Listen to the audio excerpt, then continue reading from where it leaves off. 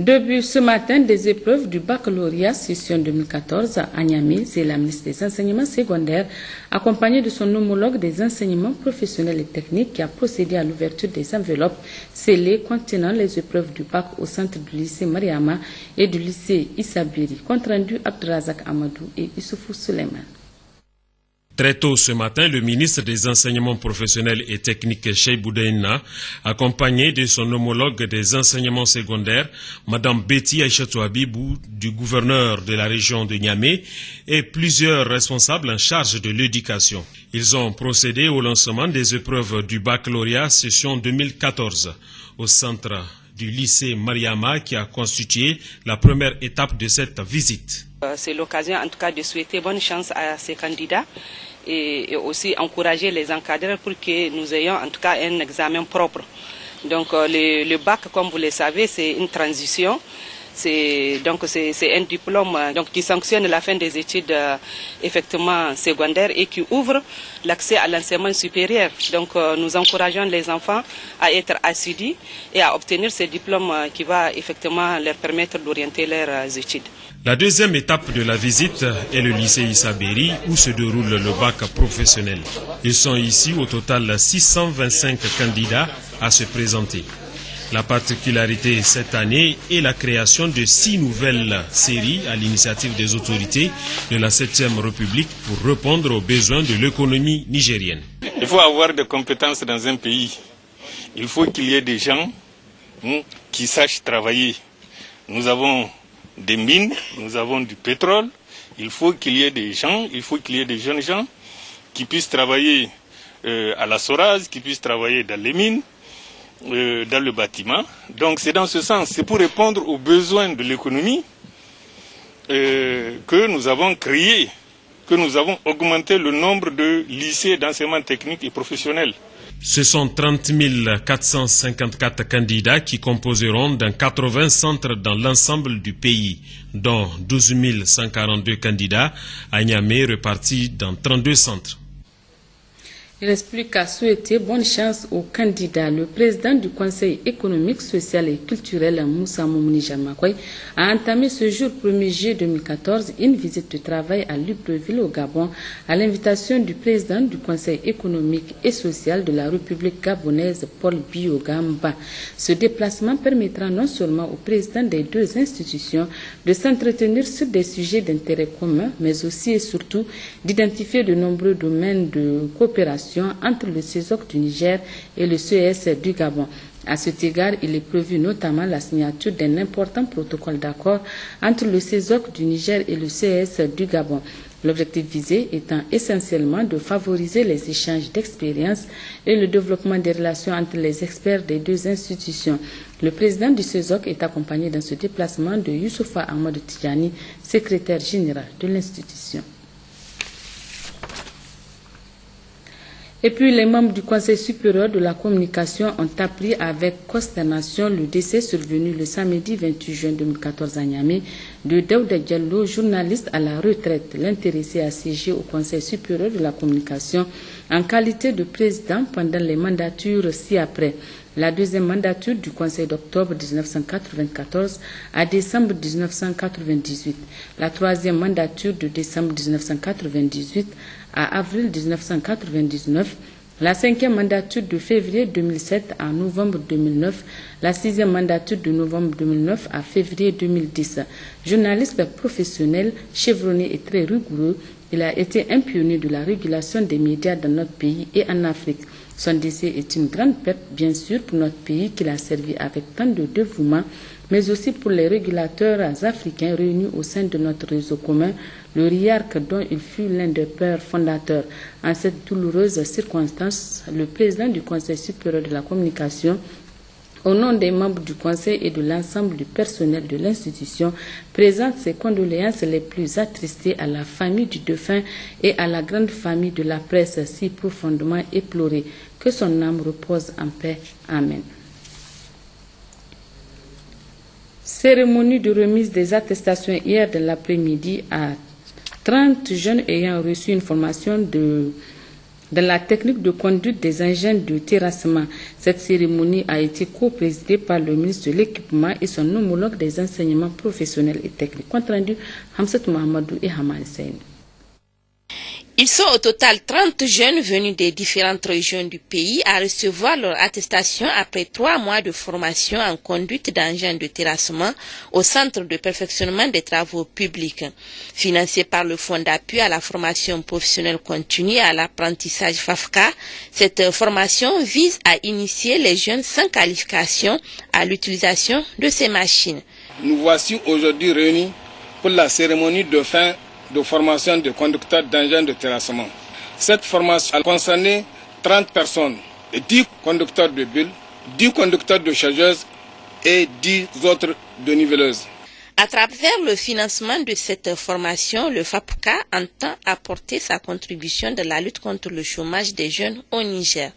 Les objectifs visés à travers cette formation sont donc de combler le déficit de conducteurs d'engins dans le domaine des TP, de renforcer les capacités opérationnelles des entreprises et le domaine des bâtiments, des travaux publics, de professionnaliser les agents conducteurs d'engins en leur dotant de compétences en adéquation avec les exigences du métier, réduire les accidents de travail dus à la non-maîtrise des engins et grues. Cette initiative du FAFCA et du CTPT a été saluée par le ministre des Enseignements professionnels et techniques. La réalisation de cette action de formation constitue, à n'en point douter, un acte majeur dans la réalisation de la mission de mon département ministériel, à savoir la formation professionnelle et technique. Je me réjouis de cette initiative prise par le directeur général du Fonds d'appui à la formation professionnelle continue et à l'apprentissage et qui est accueilli par le directeur du Centre de perfectionnement des travaux publics. Cette formation permettra de résoudre le problème de main-d'œuvre dans le domaine du bâtiment et des travaux publics. Il manque cruellement de conducteurs d'engins. Cette situation amène les entreprises attributaires des marchés de travaux à recruter le plus souvent une main-d'œuvre non qualifiée, dont les conséquences se répercutent sur la qualité des travaux. Disposer d'une main-d'œuvre qualifiée peut aider nos petites et moyennes entreprises à être compétitives sur le marché de travaux. Après la remise des attestations aux récipiendaires, l'assistance a eu droit à une séance de manœuvrage de ces engins par les jeunes en fin de formation. Et puis, suite à la rencontre du dimanche 29 juin 2014 entre le Premier ministre chef du gouvernement, le ministre de la Santé publique et le syndicat national des médecins spécialistes pour discuter du blocage des négociations qui a conduit le SMES à des grèves répétitives, le syndicat national des médecins spécialistes réuni ce jour 1er juillet 2014 en Assemblée générale extraordinaire a décidé de la suspension de la grève de 10 jours allant du 30 juin au 9 juillet 2014. Et puis, du 28 mai au 12 juin dernier, le ministre de l'Emploi, du Travail et de la Sécurité sociale a participé à la 103e session de l'Organisation internationale du travail OIT à Genève, en Suisse. Le thème retenu cette année est « Construire l'avenir avec le travail décent ». Cette session a vu la participation du gouvernement, des organisations d'employeurs et des délégués des 13 centrales syndicales. Le récit de Djouari Isiaka Kombari. La session a fait l'objet de profondes discussions en commission, à savoir les échanges sur la convention numéro 29 sur le travail forcé, en vue de renforcer les mesures de prévention, de protection et d'indemnisation des victimes. Aussi de faciliter la transition de l'économie informelle à l'économie formelle. Les discussions récurrentes sur l'objectif stratégique de l'emploi et enfin l'application des normes internationales de la Convention 138 sur l'âge minimum d'admission à l'emploi pour les enfants. Le Niger est actif dans le respect de cette convention. Ces échanges ont permis d'apprécier les efforts du Niger et ont permis également aux participants de recommander au Bureau international du travail la reprise de ses activités du programme international de lutte contre le travail des enfants. Cette session a servi de cadre pour faire le point de la coopération technique entre le Niger, et le BIT en matière de travail, d'emploi et de protection sociale. À l'issue des travaux de cette session, le BIT s'engage à accompagner le Niger dans ses efforts de protection sociale et du respect des normes internationales, mais aussi à l'adoption de dossiers en naissance. Pour sa part, la ministre déléguée à l'aménagement du territoire et au développement communautaire et au terme de sa mission de travail dans la région d'Agadez, Mme Ibrahim Bintafoudi a sillonné l'ensemble du département de la région, à l'exception de Bilma qui fera l'objet d'une prochaine mission. Un extrait de sa réunion de synthèse. L'objectif général de cette mission est de créer les conditions aptes à permettre la mise en œuvre efficace du plan de développement économique et social 2012-2015 en son axe 2, la création des conditions d'un développement durable et équilibré. De manière spécifique, il s'agit de redynamiser la fonction de coordination des actions de développement par les services déconcentrés du ministère du Plan, de l'Aménagement du territoire et du développement communautaire. Échanger avec nos agents sur leurs conditions de travail et identifier les difficultés afin d'examiner les mesures à prendre en vue d'atteindre les objectifs assignés au ministère. Porter à la connaissance des différents acteurs les perspectives du ministère en matière d'aménagement du territoire et du développement communautaire, à savoir la territorialisation du PDS à travers le plan de développement régional, PDR, l'élaboration du schéma national d'aménagement du territoire, les schémas régionaux d'aménagement du territoire, le système d'information géographique des communes et la réédition de l'Atlas national. Inviter les différents acteurs régionaux et locaux à s'impliquer fortement dans le processus d'élaboration du plan de développement régional afin que cet outil de planification soit en harmonie avec le plan de développement économique et social 2012-2015 et les attentes de la région. Auparavant, le gouverneur de la région d'Agadez, le colonel-major Garba Mekido, a pris la parole pour remercier la ministre déléguée à l'aménagement du territoire et développement communautaire qui a bien voulu accepter le déplacement d'Agadez avant de saluer et encourager les agents du plan pour les efforts qu'ils déploient. Ouverture ce matin à Niamey des travaux de la revue semestrielle des plans d'action des structures du niveau central du ministère de la Santé publique. Objectif, faire le bilan de la mise en œuvre des plans d'action 2014 et ressortir les contraintes et les mesures appropriées pour une meilleure exécution des activités. C'est le secrétaire général du ministère de la Santé publique qui a présidé la cérémonie. Compte rendu Sekinat Abdou et Mahamadou Adam. Cette revue semestrielle s'inscrit dans le cadre des mécanismes retenus pour la mise en œuvre du plan de développement sanitaire PDS 2011-2015, conformément au compact pays signé le 6 avril 2011 par le ministère de la Santé publique et les partenaires techniques et financiers. Elle permettra de mesurer le chemin parcouru et de réorienter les actions futures afin d'atteindre les résultats escomptés. La santé est un facteur sans lequel aucun développement durable n'est possible. Elle n'a pas de prix, a-t-on coutume de dire, mais elle a un coût. Je vous encourage et vous exhorte à redoubler d'efforts pour que les nobles idéaux de la santé soient une réalité pour notre secteur.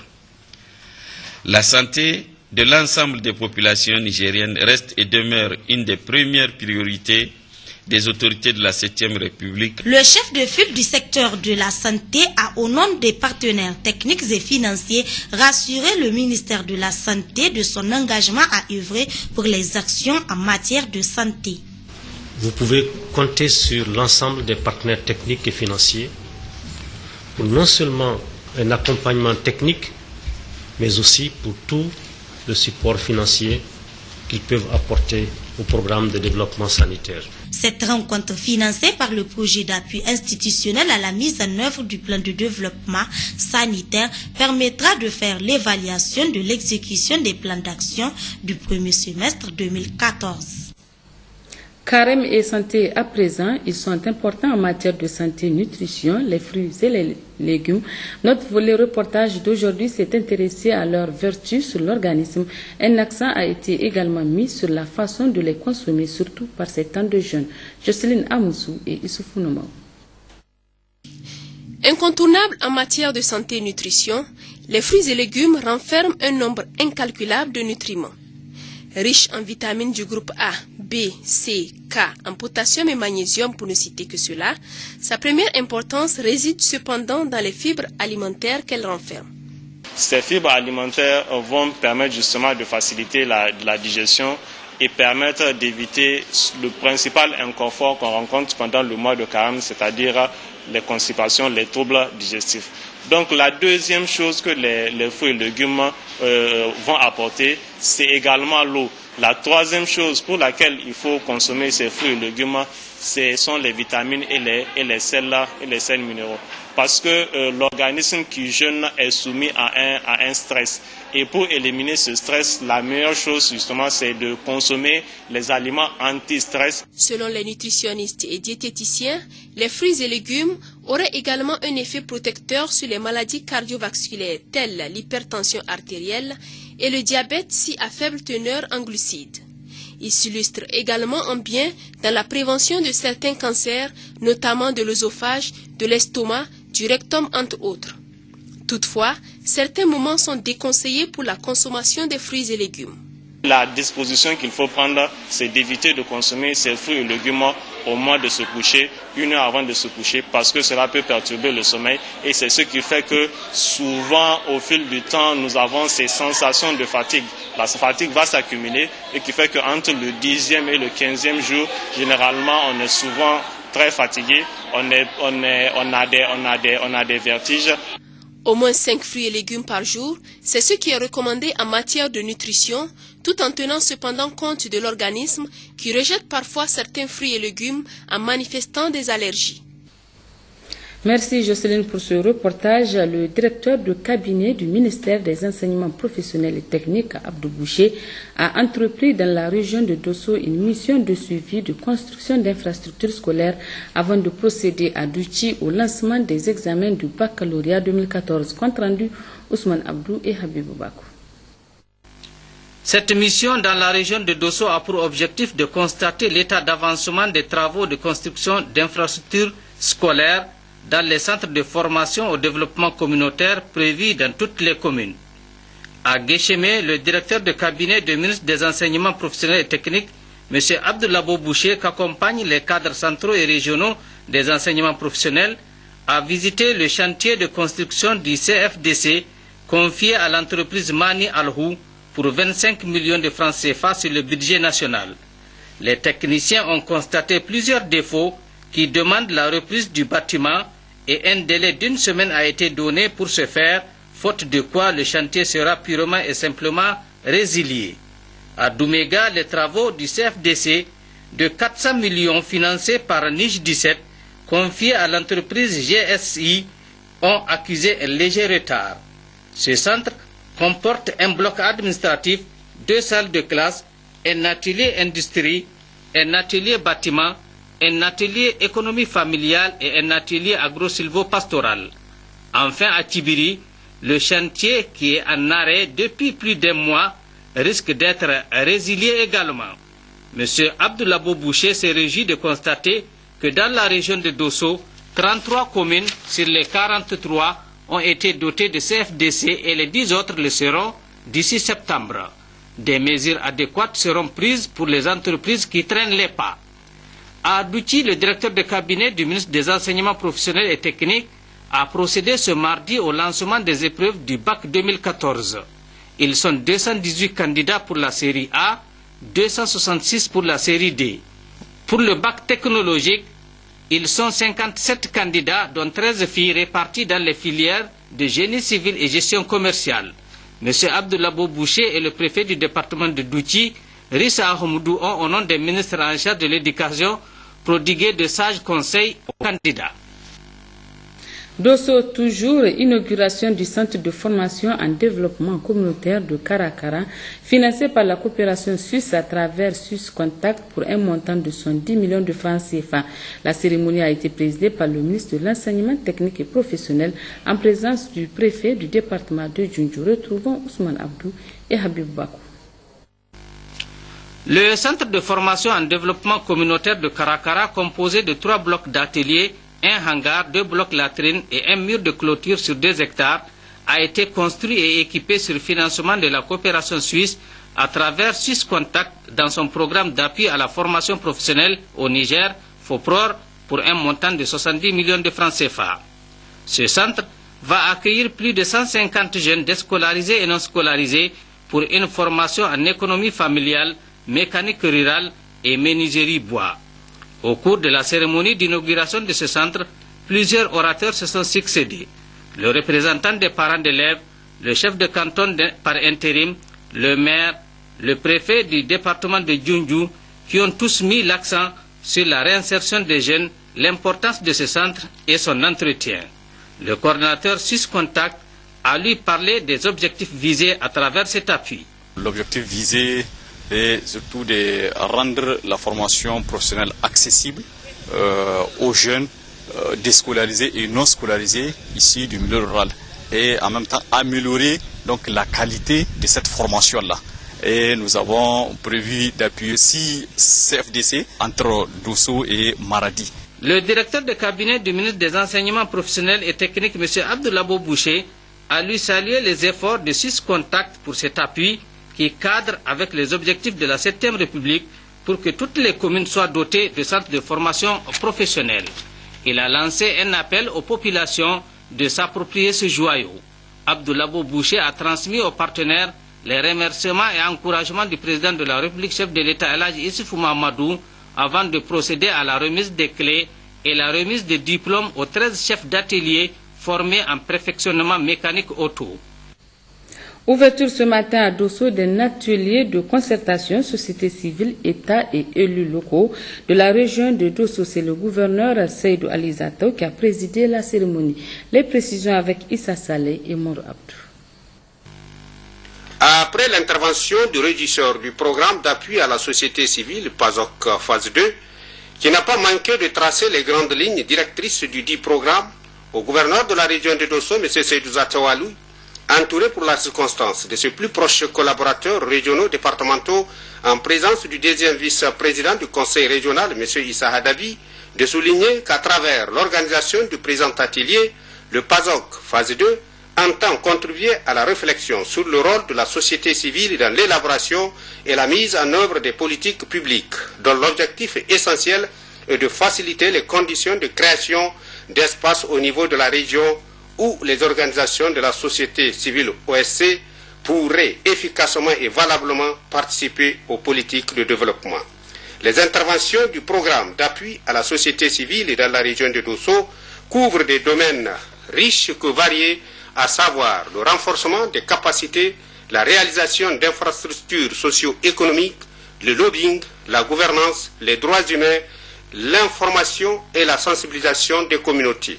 Dans toutes ces interventions, dira le gouverneur Seydou Zato Ali, lors du bilan de 3 ans de l'action gouvernementale en avril 2014, la contribution des organisations de la société civile de la région de Dosso était estimée à près de 2 milliards de francs CFA. C'est du reste l'une des orientations cardinales de l'axe 1 du plan de développement économique et social PDS 2012-2015. Une occasion aussi pour le gouverneur de la région de Dosso de rappeler de l'organisation des festivités marquant la fête du 18 décembre à Dosso, d'où c'est à la fois un honneur mais aussi un défi à relever pour notre région, a-t-il conclu.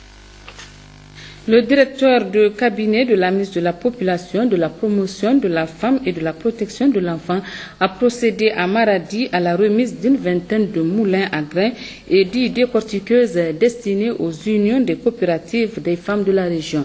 Les détails avec Kassoum Moutari et Lawali Haruna. Dans la tradition nigérienne, la transformation des céréales est une activité dévolue à la femme.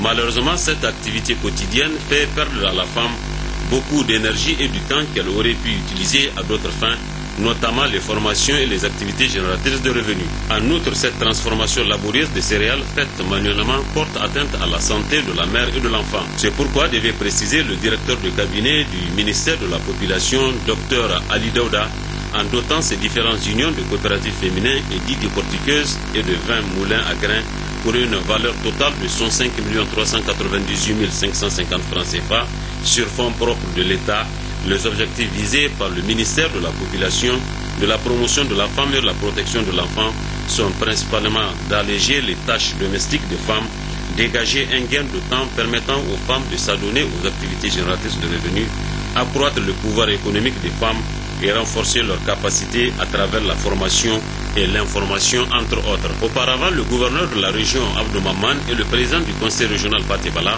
sont intervenus pour d'abord remercier les autorités de la 7e République au nom des populations bénéficiaires, avant d'attirer l'attention des responsables des services techniques chargés d'accompagner les bénéficiaires sur l'importance de la mise en place de tous les mécanismes pour assurer la pérennisation de cet équipement.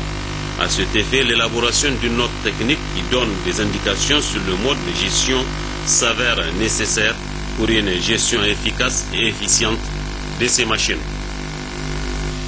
Le comité technique régional de santé de Maradi s'est réuni mercredi dernier. Jour de cette réunion d'évaluation semestrielle des plans d'action annuels, c'était sous la présidence du gouverneur de la région. Compte rendu Aminata Ali Hassan et Abdou Karim Aboubakar. Dans le cadre de la mise en œuvre du plan de développement sanitaire 2011-2015, une réunion du comité technique de santé d'évaluation semestrielle des plans d'action annuels a été présidée par le gouverneur de la région de Maradi, Abdou Maman, en présence du représentant du ministère de la Santé publique, du chef des files des partenaires et plusieurs autres invités intervenant dans le domaine de la santé. Cette réunion d'évaluation concerne les districts sanitaires de la région, du centre hospitalier régional, du centre mère-enfant, de la direction régionale de la santé publique et du centre régional de transfusion sanguine. La santé de la population constitue une priorité des autorités nationales. Le souci étant d'améliorer la fréquentation des formations sanitaires, l'accessibilité aux soins de santé par la mise en place d'un système de gratuité des soins aux enfants de 0 à 5 ans, la consultation prénatale, la planification familiale, la césarienne et la prise en charge des cancers gynécologiques.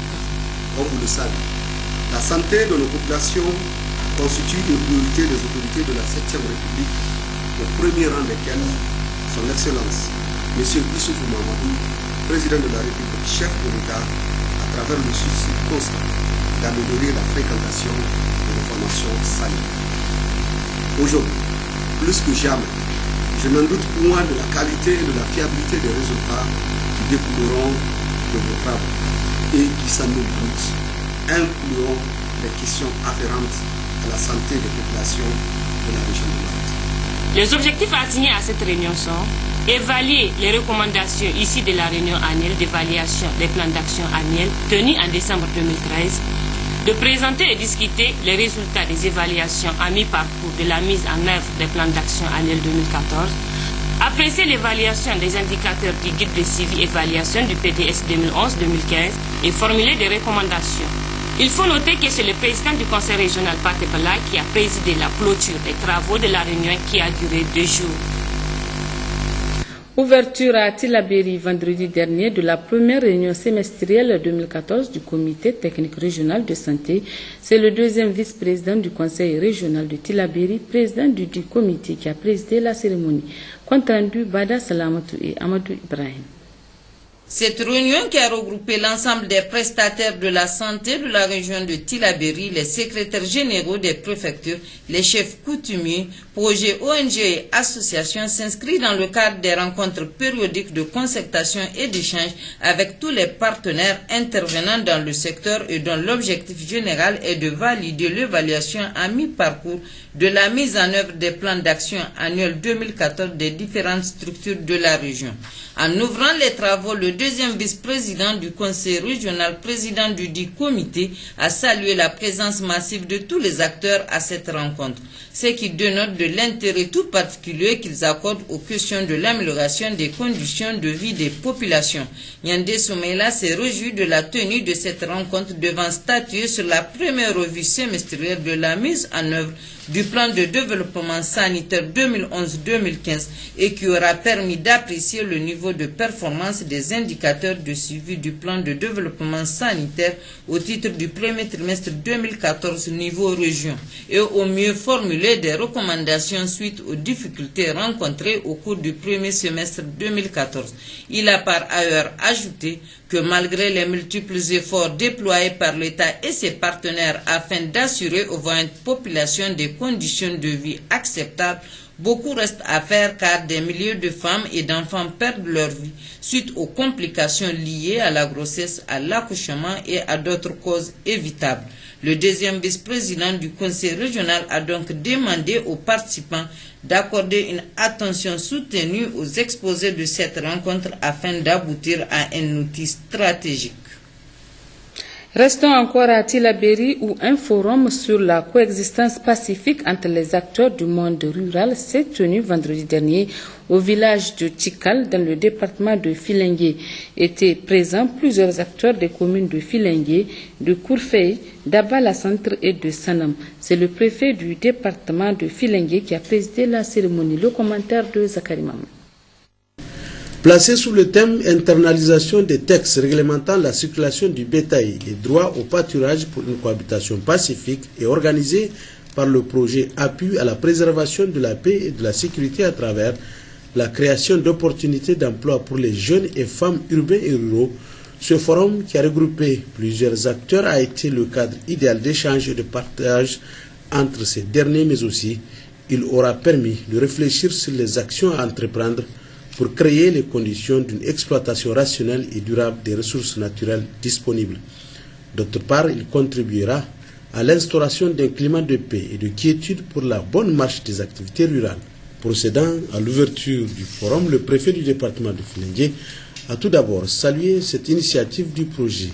Les conclusions qui seront issues de ce forum, dira M. Mourou Hassan, permettront sans nul doute à l'atteinte du résultat 2 du projet, notamment le renforcement des mécanismes et instruments de prévention et gestion des crises et des conflits sociaux.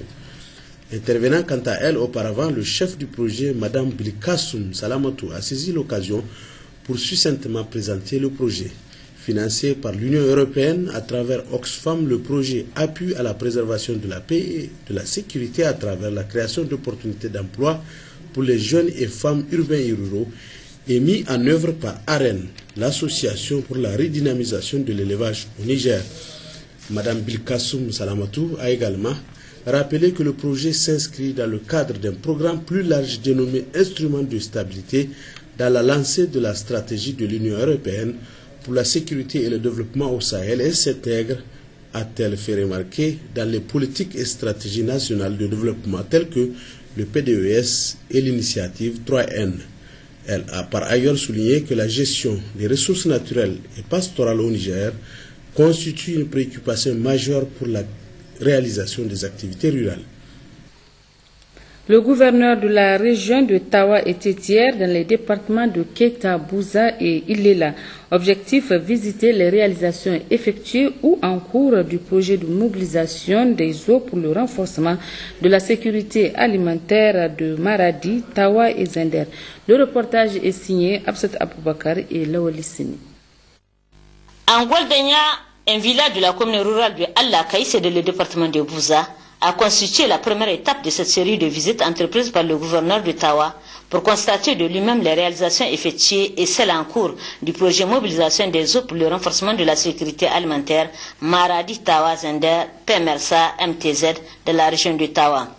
Ce village a bénéficié de 2 puits villageois, une banque céréalière approvisionnée en céréales, 10 tonnes de mil, 15 charrettes à zine, et lot de matériel pour les activités génératrices de revenus, AGR, composé de 3 moulins, 2 décortiqueuses d'arachides, 1 de céréales, 2 presses à huile, un brûloir, une farineuse, un broyeur, 3 machines à coudre, la formation et l'équipement d'un paravétérinaire du village.